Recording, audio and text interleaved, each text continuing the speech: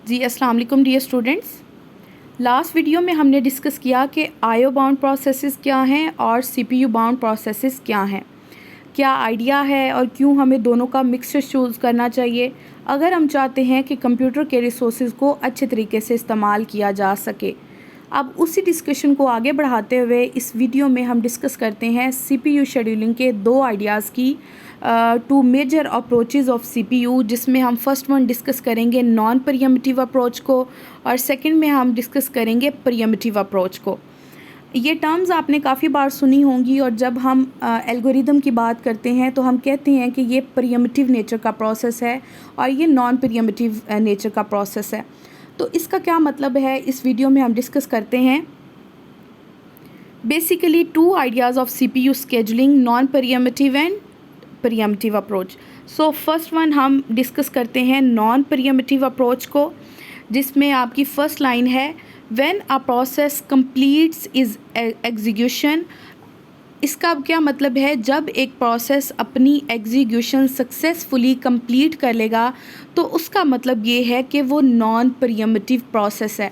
Basically अगर मैं आपको मतलब बताऊं प्रीएम्प्टिव और नॉन प्रीएम्प्टिव का क्या मतलब होता है, नॉन प्रीएम्प्टिव से ये मुराद है कि जब एक प्रोसेस जो है वो एग्जीक्यूशन के लिए रनिंग स्टेट में गया, या वो आप उसको कह सकते हैं कि जब रेडी क्यू से उसको हमने रनिंग क्यू में डाल दिया, तो उस प्रोसेस को अब हम जो है प्रीएम्प्ट नहीं कर सकते। दैट मीन्स अगर आपके पास कोई हाई प्रायोरिटी प्रोसेस भी आता है तब भी हम पहले वाले प्रोसेस से जो है वो सीपीयू नहीं ले सकते जब तक कि वो अपनी मर्ज़ी से सीपीयू को खाली ना छोड़ दे। नॉन प्रीएम्प्टिव का ये मतलब है।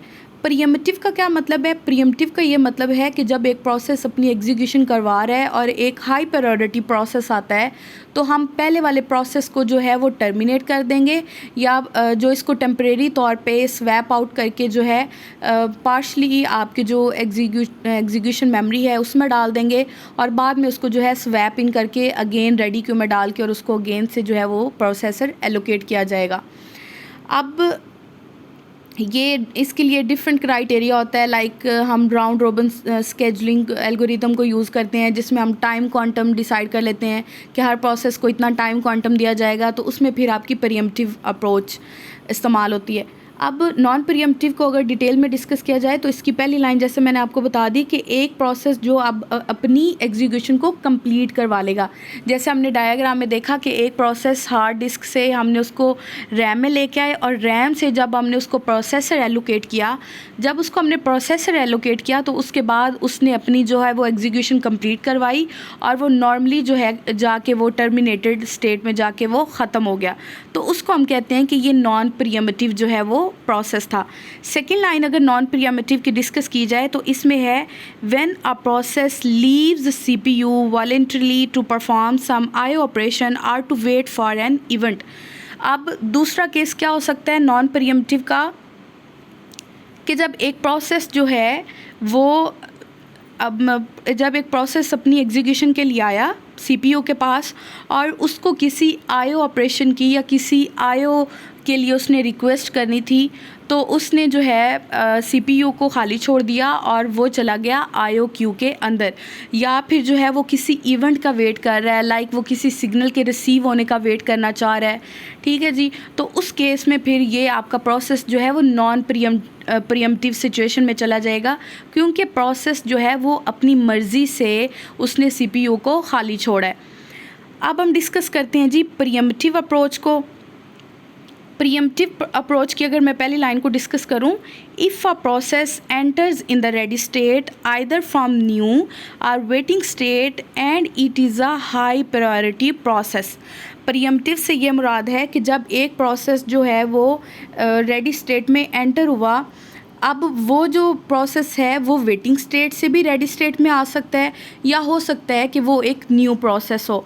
तो अब अगर वो प्रोसेस आपका हाई प्रायोरिटी प्रोसेस है, लाइक हम लेते हैं एक P2 प्रोसेस है जो कि अभी रेडी स्टेट में ऐड हुआ और वो हाई प्रायोरिटी प्रोसेस है किससे हाई प्रायोरिटी है उसकी, प्रोसेस P1 से, जो कि ऑलरेडी आपकी रनिंग फॉर्म में है, जिसको हमने CPU एलोकेट किया हुआ है।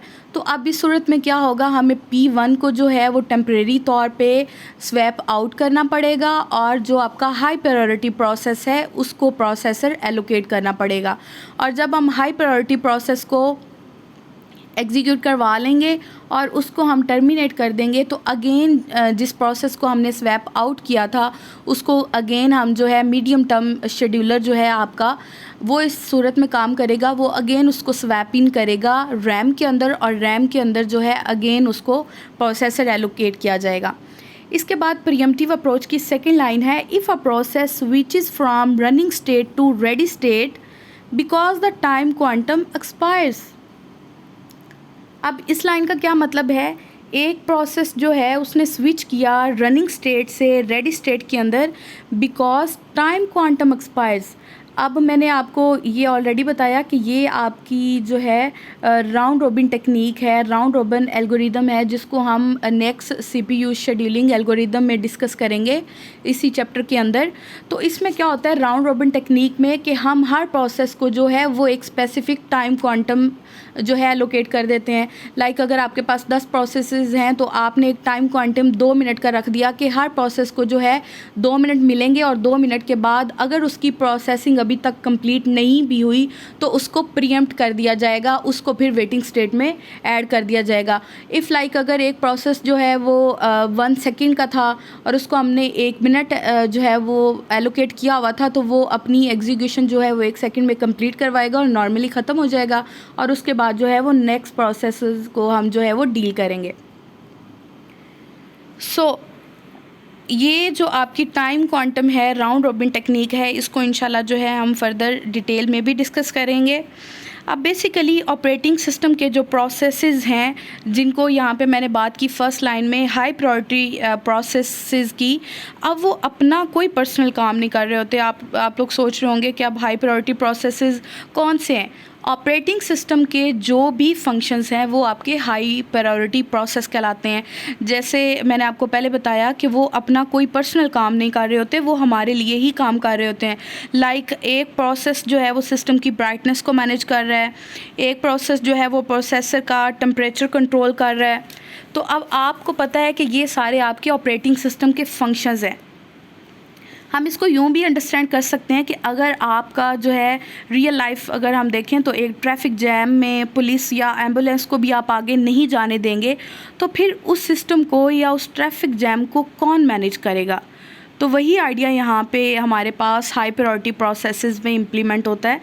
इसमें हम क्या करते हैं, जो है हम जो हमारा हाई प्रायोरिटी प्रोसेस होता है उसको हम पहले परफॉर्म करवाते हैं। और जहाँ तक मैंने आपको सेकंड लाइन में प्रीएम्प्टिव की सेकंड लाइन में टाइम क्वांटम की बात बताई, तो अगर इसकी मैं आपको रियल लाइफ एग्जांपल दूँ, लाइक हम बात करते हैं जैसे एक क्लासरूम है और एक टीचर है। अब टीचर के पास 20 स्टूडेंट्स हैं और एक टीचर ने 20 स्टूडेंट्स का जो है वो टेस्ट चेक करना है। अब टीचर क्या करेगा, वो डिसाइड करेगा कि मैं हर स्टूडेंट को 5 मिनट दूँगा। अगर तो 5 मिनट के अंदर उस स्टूडेंट का टेस्ट चेक हो जाता है तो वेल एंड गुड, अगर चेक नहीं होता तो वो पहले सब जो जितने भी स्टूडेंट्स हैं वो सबको 5-5 मिनट देगा। उसमें उस 5 मिनट में जो प्रोसेस कंप्लीट हो गया वो बैठ जाएगा, और बाकी जो है वो अगेन फिर टीचर जो है बाकी प्रोसेसेस की जितनी जो है वो जितना काम रह जाएगा चेक करने वाला, वो अगेन जो है 5 मिनट अगेन सबको देगा। आपका जो ये टाइम क्वांटम है राउंड रॉबिन स्केजुलिंग एल्गोरिथम, ये आपके क्लाइंट सर्वर आर्किटेक्चर की तरह है। लाइक एक सर्वर होता है और आपके पास बहुत सारे क्लाइंट्स होते हैं और आपने सारे क्लाइंट्स की रिक्वेस्ट को जो वो है डील करना होता है। ये आपके पास आइडिया था pre-emptive and non preemptive approach का। इंशाल्लाह फर्दर वीडियोस में हम चैप्टर नंबर 3 के मज़ीद टॉपिक्स को डिस्कस करेंगे। अपना ख्याल रखिए। अल्लाह हाफिज़।